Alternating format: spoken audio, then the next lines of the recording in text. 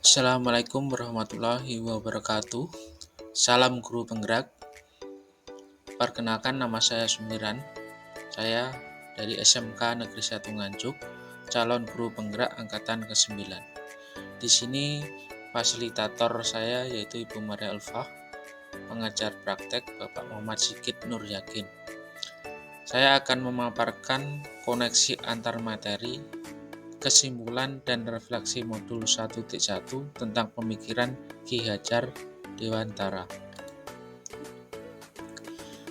Kesimpulan pemikiran Ki Hajar Dewantara tentang pendidikan yaitu pengajaran memberikan ilmu bermanfaat untuk kecakapan hidup.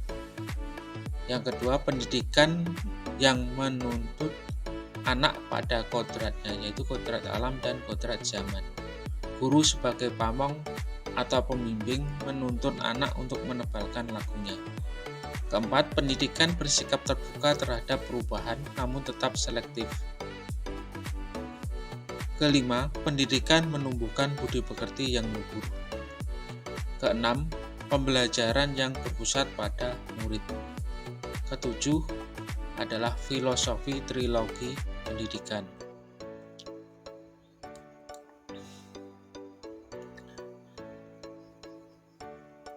Apa yang saya percaya tentang murid dan pembelajaran di kelas sebelum saya mempelajari modul T1 itu: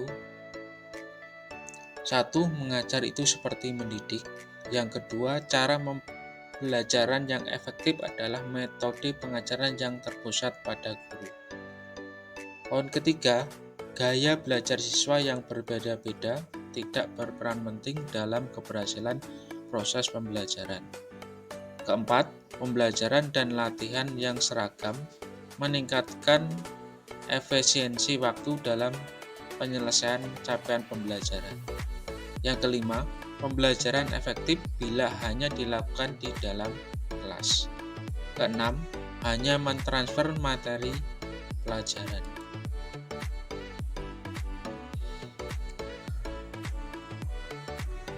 Apa yang berubah dari pemikiran atau perilaku saya setelah mempelajari modul ini? Yaitu pengajaran merupakan proses pendidikan dalam memberi ilmu atau faedah untuk kecakapan hidup anak secara lahir dan batin.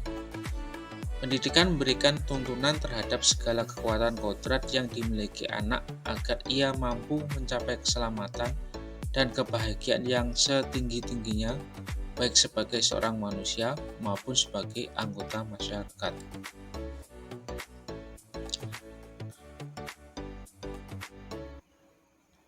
Untuk penerapannya, kita terapkan model pembelajaran cooperative learning yang berpusat pada siswa lebih efektif dan menyenangkan.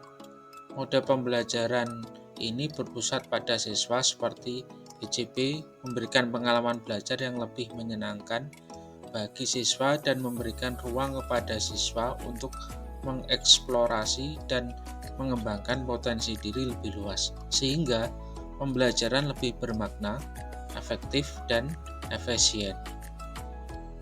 Selanjutnya, gaya belajar siswa memiliki peranan penting dalam ketercapaian proses pembelajaran.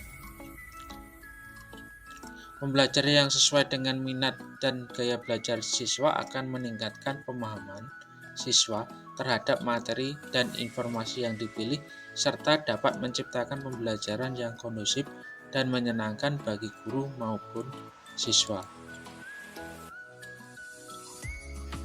Pembelajaran dan bentuk tugas yang bervariasi meningkatkan efisiensi waktu dalam penyelesaian pencapaian pembelajaran. Dalam melaksanakan pembelajaran berdiferensiasi yang mengakomodir kebutuhan belajar siswa sesuai dengan karakteristik masing-masing siswa dengan memberikan perlakuan yang berbeda baik dalam proses, konten atau isi, dan produk. Memberikan kemerdekaan yang luas kepada siswa untuk mengembangkan diri sesuai dengan bakat dan minat yang dimiliki serta meningkatkan efisiensi waktu dalam menyelesaikan capaian pembelajaran.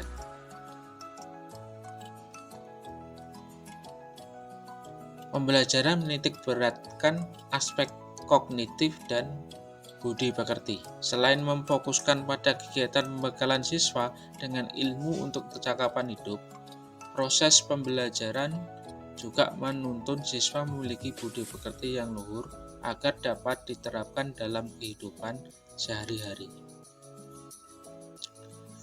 Proses pembelajaran dapat dilaksanakan secara efektif di dalam kelas maupun di lingkungan luar kelas. Pembelajaran di dalam kelas memberikan suasana kondusif, sedangkan pembelajaran dengan memanfaatkan alam lingkungan sekolah memberikan pengalaman yang nyata, kontekstual kepada siswa. Pembelajaran menjadi lebih konkret, tidak verbalistik, dan efektif sesuai dengan kebutuhan siswa.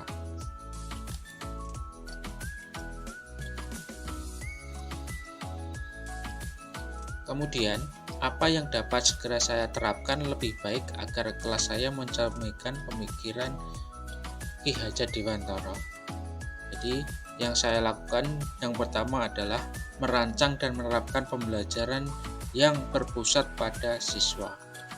Yang kedua, saya akan merancang dan melaksanakan pembelajaran yang berdiferensiasi, menyenangkan, dan memberikan kemerdekaan kepada siswa untuk belajar sesuai dengan gaya belajar masing-masing. Yang ketiga, merancang dan melaksanakan pembelajaran yang bermanfaat dan memanfaatkan alam lingkungan sekitar sebagai sumber belajar. Yang keempat, menerapkan filosofi trilogi dalam pendidikan. Kelima, dalam pembelajaran selalu menekankan nilai-nilai budi pekerti yang luhur sehingga dapat menebalkan laku peserta didik.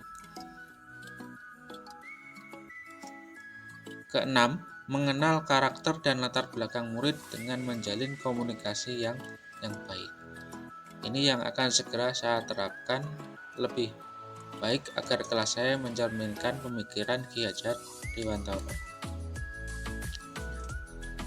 Dari hal tersebut, maka banyak sekali tantangan yang saya hadapi. Salah satunya di sini adalah siswa memiliki kemampuan awal, karakteristik dan sosial kultural yang beragam. Guru dan siswa belum terbiasa melaksanakan pembelajaran kooperatif yang berpusat pada siswa. Sikap budi pekerti luhur dalam diri siswa kurang begitu tertanam dalam diri sebagai siswa. Orientasi proses pendidikan masih cenderung menekankan aspek kognitif saja, belum banyak mengutamakan aspek budi pekerti. Poin selanjutnya yaitu kegiatan pembelajaran di luar kelas dengan memanfaatkan alam lingkungan sekitar memerlukan waktu yang lebih panjang.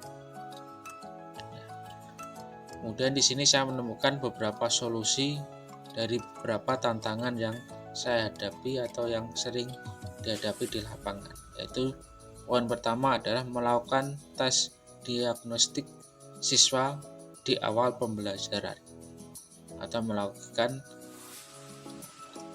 post-test dan pre-test.